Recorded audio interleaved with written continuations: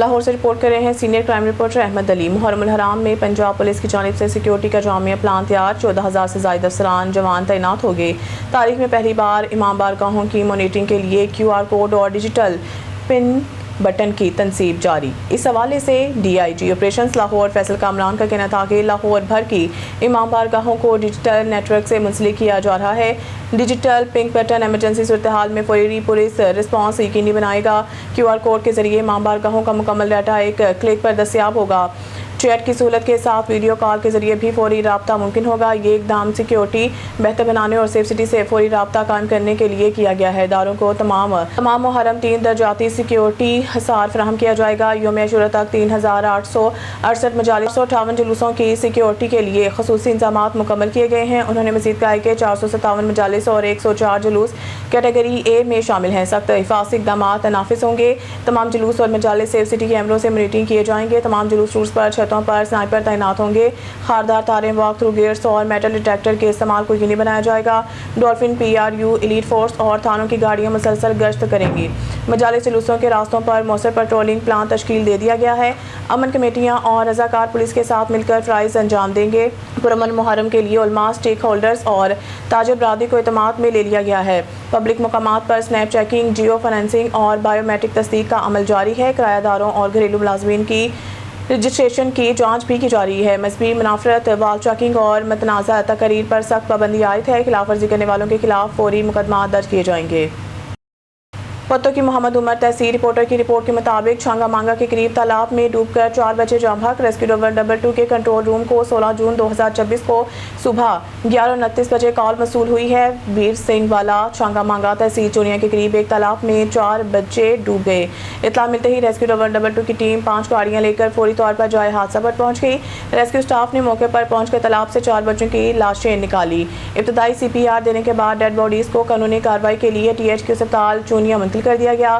جاں بحق ہونے والے بچوں کی شناخت ہادیہ دختر اکبر عمر 11 سال، عمران ولد عمر 12 سال، ہادیہ دختر اکبر عمر 11 سال، عمران ولد رحمت عمر 12 سال، محمد مراد فیضان ولد محمد اکبر عمر 9 سال۔ ریسکیو ڈبل 22 ضلع قصور کے انچارج راشد طراب SC کی نگرانی میں یہ آپریشن مکمل کیا گیا۔ ریسکیو ڈبل 22 والدین اور اساتذہ سے اپیل کرتے ہیں کہ گرمیوں کے موسم میں بچوں کو نہروں، تالابوں اور دریاؤں کے قریب اکیلا نہ جانے دیں۔ بچوں کو تیراکی کی تربیت دیں اور پانی کے قریب حفاظتی انتظامات یقینی بنائیں۔ کسی بھی ہنگامی صورت میں فوری 1122 پر کال کریں۔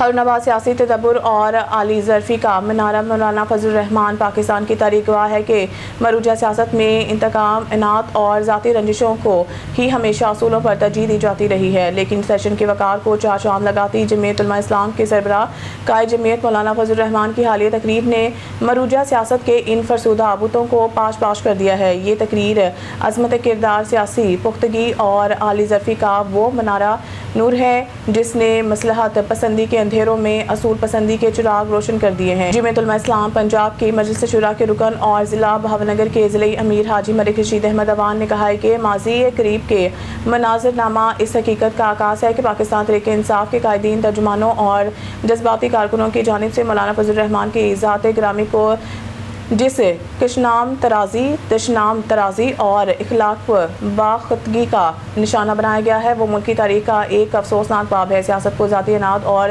تضحیک کے دلدل میں دھکیلنے والوں نے مولانا کی شخصیت پر رقیق الزامات عائد کرنے اور بدزبانی کے نحوست پھیلانے میں کوئی کسر باقی نہ اٹھا رکھی تھی۔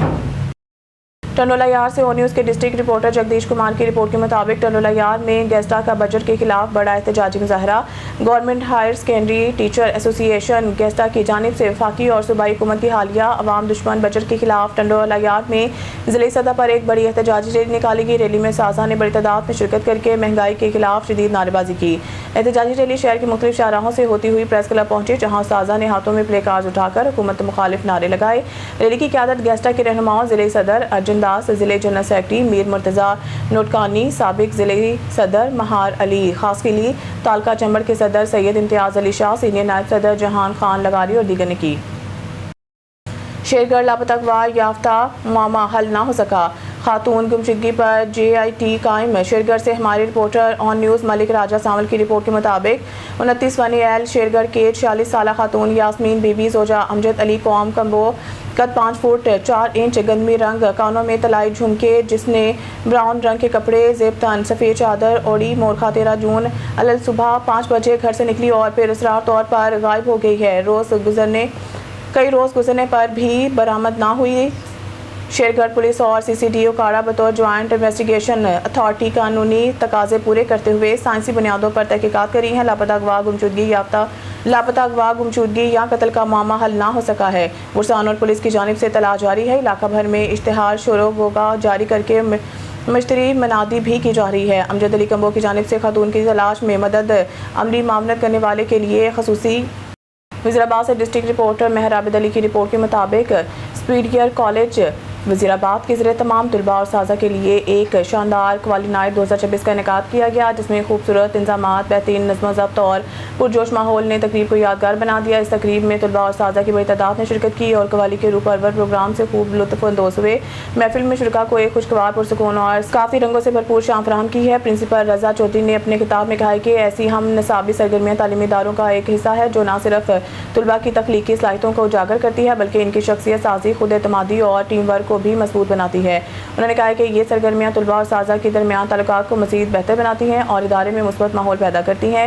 انہوں نے ایونٹ سوسائٹی ایونٹ مینیجر اور تمام ٹیم ممبران کی محنت کو سراہتے ہوئے کہا کہ ان کی بہترین منصوبہ بندی اور انتر کاوشوں کی بدولت یہ تقریب کامیابی سے ممکنار ہوئی ہے. آخر میں انہوں نے تمام اساتذہ مہمانان گرامی اور طلباء کا شکریہ ادا کیا جن کی بھرپور شرکت نے اس محفل کو مزید خوبصورت اور یادگار بنا دیا. خبر شامل کرتے ہیں خان بیلا سے. ہمارے سٹی رپورٹر رانا محمد قاسم کی رپورٹ کے مطابق وسیب کی مٹی کی محبت پاکستان کے معروف بزنس مین رئیس فیض محمد کھوکھر صاحب معروف بزنس مین حاجی نذیر احمد پنوار کو خان بیلا کھینچ لائی. تقریباً 20 کروڑ روپے کی خطی رقم سے لاہور کراچی اور اسلام آباد کے معیار کی شادی ہال زمزم مارکی کی تعمیر کا آغاز کر دیا. زمزم مارکی بالمقابل RYK sugar mills KLP road Khan Bela کے سنگ بنیاد کی رنگا رنگ پروکار تقریب منعقد ہوئی. تقریب میں الحاج قاضی سراج احمد سابق ڈپٹی اسپیکر ضلعی اسمبلی سردار حاجی ارشد خان چانڈیا ملک بشیر احمد اوان جام احمد درگروچا یوسف رضا پنوار حاجی محمد طارق پنوار رانا محمد قاسم صدر پریس کلب خان بیلا شیخ شکیل احمد ملک اشفاق ببر سابق چیئرمین ڈاکٹر فرید احمد محمد یوسف سلیم شجرا ملک محمد نعیم نائچ شیخ سعید احمد جام ظہور احمد لاٹ سمیت علاقے کی اہم شخصیات نے شرکت کی. اس موقع پر خیر برکت کی دعا کی گئی اور زمزم مارکی کے اونرز معروف بزنس مین رئیس فیض محمد کھوکھر حاجی نذیر احمد پنوار نے مہمانوں کی مشروبات مٹھائی سے توازہ کی.